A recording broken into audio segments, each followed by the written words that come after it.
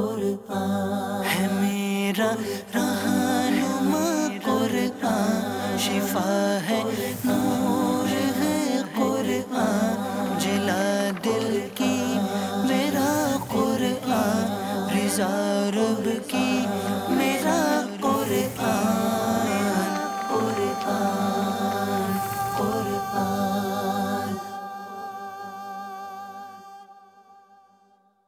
الحمدللہ رب العالمین والصلاة والسلام علی سید المرسلین، اما بعد فاعوذ باللہ من الشیطان الرجیم، بسم اللہ الرحمن الرحیم۔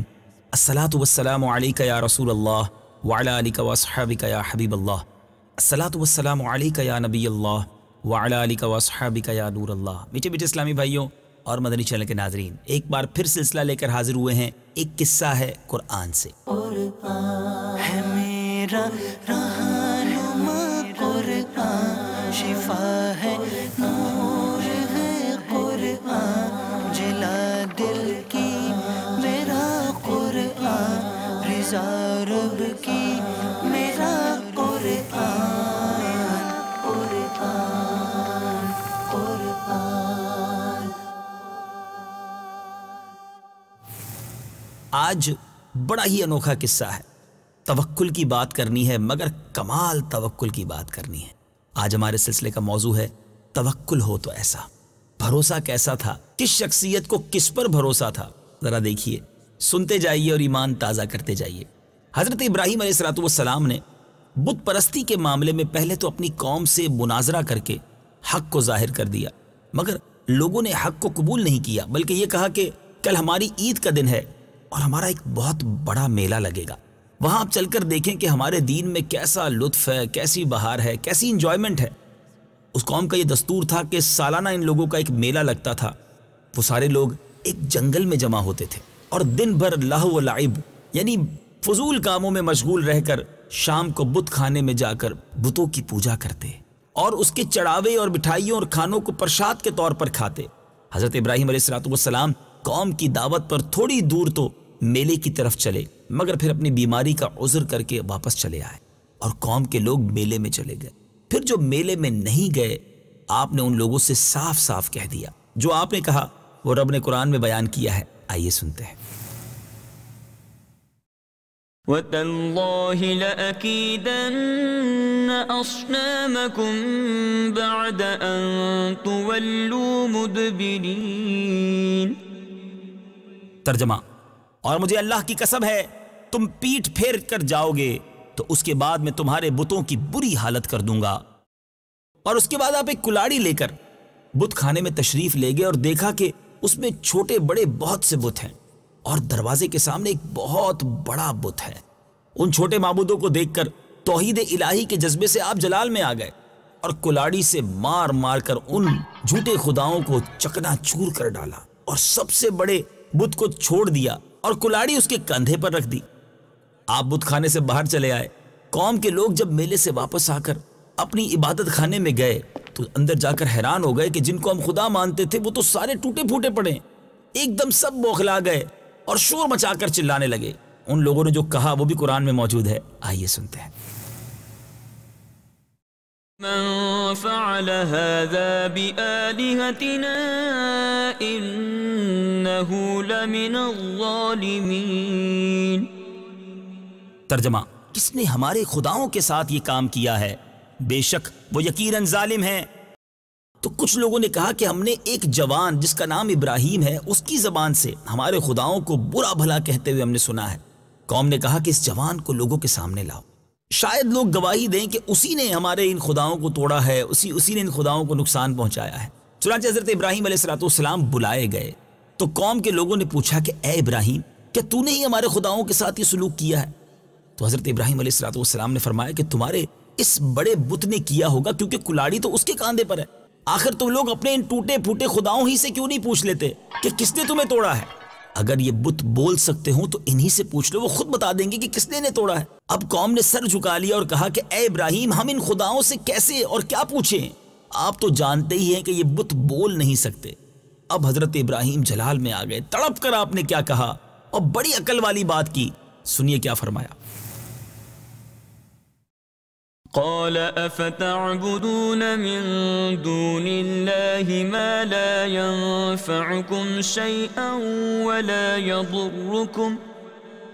ترجمہ: تو کیا تم اللہ کے سوا اس کی عبادت کرتے ہو جو نہ تمہیں نفع دیتا ہے اور نہ نقصان پہنچاتا ہے؟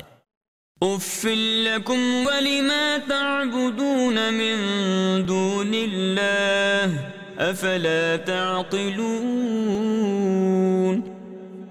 ترجمہ: تم پر اور اللہ کے سوا جن کی تم عبادت کرتے ہو ان پر افسوس ہے، تو کیا تمہیں عقل نہیں؟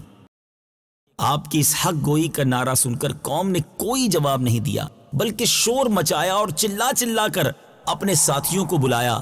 اور کیا کہا آئیے قرآن میں جو موجود ہے وہ بھی سنتے ہیں. حرقوه وانصروا آلهتكم إن كنتم فاعلين. ترجمہ: ان کو جلا دو اور اپنے خداؤں کی مدد کرو اگر تم کچھ کرنے والے ہو. اب ان ظالموں نے اتنا لمبا چوڑا آگ کا الاؤ جلایا کہ اس کے آگ کے شعلے اتنے بلند ہو رہے تھے کہ اس کے اوپر سے کوئی پرندہ بھی گزر کر نہیں جا سکتا تھا. یعنی اتنی اونچی انہوں نے آگ لگائی تھی. پھر آپ کو ان ظلم و ستم کے مجسموں نے ایک گوپھن کے ذریعے، یعنی ایک ایسا ہتھیار تھا، یعنی قریب بھی کوئی نہیں جا سکتا تھا. آج ہمارے دور میں جس کو ہم ٹینک کہتے ہیں، گولے جس کے ذریعے پھینکے جاتے ہیں، ایک اس طرح کی مشین تھی جس کو گوپھن کہا جاتا ہے. اس کے ذریعے آگ میں پھینک دیا گیا اور اپنے اس خیال میں مگن تھے کہ حضرت ابراہیم علیہ السلام جل کر راکھ ہو گئے ہوں گے. مگر احکم الحاکمین کی حکمت نرالی ہوا کرتی ہے. اللہ تبارک و تعالیٰ نے آگ کے لیے، جی ہاں رب عز و جل نے آگ کو ہی حکم صادر فرمایا. وہ حکم کیا تھا؟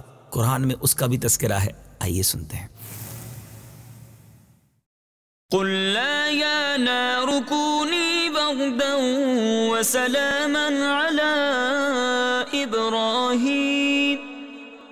ترجمہ: ہم نے فرمایا اے آگ ابراہیم پر ٹھنڈی اور سلامتی والی ہو جا.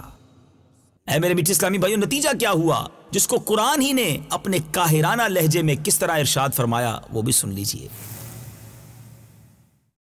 وَأَرَادُوا بِهِ كَيْدًا فَجَعَلْنَاهُمُ الْأَخْسَرِينَ. ترجمہ: اور انہوں نے ابراہیم کے ساتھ برا سلوک کرنا چاہا تو ہم نے انہیں سب سے زیادہ نقصان اٹھانے والے بنا دیا. آگ بجھ گئی اور حضرت ابراہیم علیہ السلام زندہ اور سلامت نکل آئے، اور ظالم لوگ کف افسوس ملتے رہ گئے. ان کا پلان ناکارہ ہو گیا.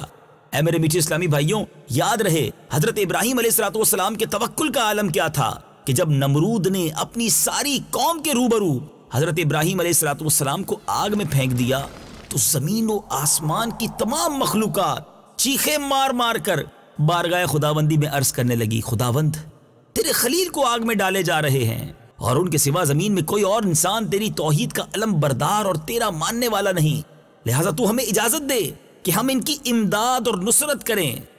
اللہ تبارک و تعالیٰ نے فرمایا کہ ابراہیم میرے خلیل ہیں اور میں ان کا معبود ہوں، تو اگر حضرت ابراہیم تم سبوں سے فریاد کر کے مدد طلب کریں تو میری اجازت ہے کہ تم سب ان کی مدد کرو، اور اگر وہ میرے سوا کسی اور سے کوئی مدد طلب نہ کریں تو تم سب سن لو میں ان کا دوست اور ان کا حامی ہوں، لہٰذا تم اب ان کا معاملہ میرے اوپر چھوڑ دو.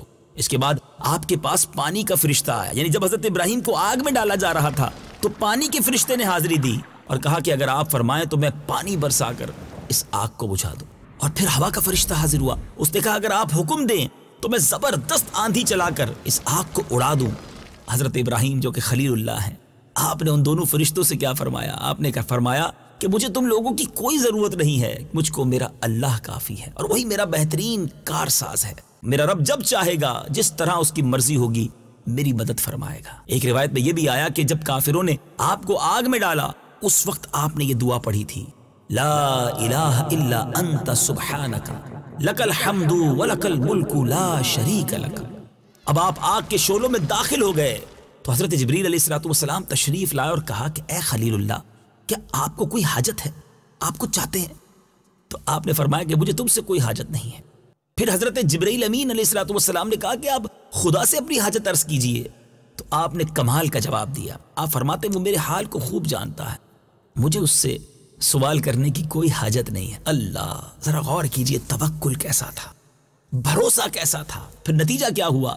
اے میرے میٹھے اسلامی بھائیوں، اس وقت حضرت ابراہیم علیہ الصلوۃ والسلام کی عمر کتنی تھی؟ اتنا بڑا انسیڈنٹ، اتنا بڑا واقعہ، اتنا بڑا بھروسے کا جو مظاہرہ، توکل کا مظاہرہ کیا، آپ کی عمر مبارک ایک روایت کے مطابق 16 یا 20 برس تھی. ایک نوجوان ہے مگر رب پر بھروسہ کیسا ہے. آگ میں ڈالا جانا ہے تو ڈال دیا جائے، اللہ کے نام پر ڈالا جا رہا ہے نا، اور رب دیکھ رہا ہے، وہی میری مدد فرمائے گا، میں کسی اور سے مدد نہیں مانگوں گا.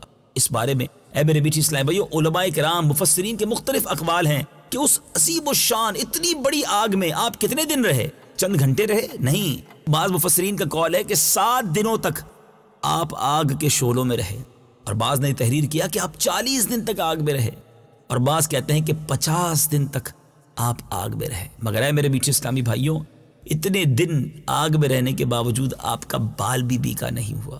جبھی تو شاعر کہتے ہیں نا کہ اگر یہ ایمان کی حرارت آج بھی مل جائے نا، یہ بھروسہ، یہ توکل، یہ اللہ پر ٹرسٹ آج بھی نصیب ہو جائے، تو آج بھی مشکلوں کی آگ ٹھنڈی ہو سکتی ہے. شاعر لکھتے ہیں نا، آج بھی ہو جو ابراہیم کا ایمان پیدا، آگ کر سکتی ہے انداز گلستاں پیدا. اور ایک اور شعر ہے نا، بے خطر کود پڑا آتش نمرود میں عشق، عقل تھی محو تماشائے لبے بام ابی. عقل تو سوچتی رہتی ہے، عشق نے ہی تو چھلانگ لگائی تھی. تو اللہ کرے کہ ہم بھی اپنے دین اور ایمان کے معاملات میں عقل کے گھوڑے نہ دوڑائیں. اللہ اور اس کے رسول سے محبت کا تقاضا یہ ہے کہ اگر کوئی تکلیف آ بھی جائے، کوئی مشکل آ بھی جائے، تو رب پر بھروسہ رکھیں. دیکھیں نا، ہمارے ماں باپ کے بارے میں کیا سوچتے ہیں کہ وہ ہمارے بارے میں اچھا فیصلہ کریں گے. تو جب ماں باپ اچھا فیصلہ کر سکتے ہیں تو رب تو ماں سے زیادہ چاہنے والا ہے. تو اگر کوئی مشکل آئی بھی ہے تو میرے رب کی رضا ہوگی، اس میں میرے لیے بہتر ہی ہوگا. اور بعض اوقات ایسا ہوتا ہے کہ ہم جس کو برا سمجھ رہے ہوتے ہیں وہ ہمارے حق میں بہتر ہی ہوتا ہے. اللہ مجھے بھی اس قرآنی واقعے کی برکت سے توکل کی نعمت عطا فرمائے، آپ کو بھی اللہ پر بھروسہ اور توکل نصیب فرمائے. مدنی چینل دیکھتے رہیے، قرآنی واقعات لے کر پھر حاضر ہوں گے. صلو علی الحبیب صلی اللہ تعالی علی محمد صلی اللہ علیہ وسلم. قرآن ہے میرا رہنما، قرآن شفا ہے، نور ہے قرآن، جلا دل کی میرا قرآن، رضا رب کی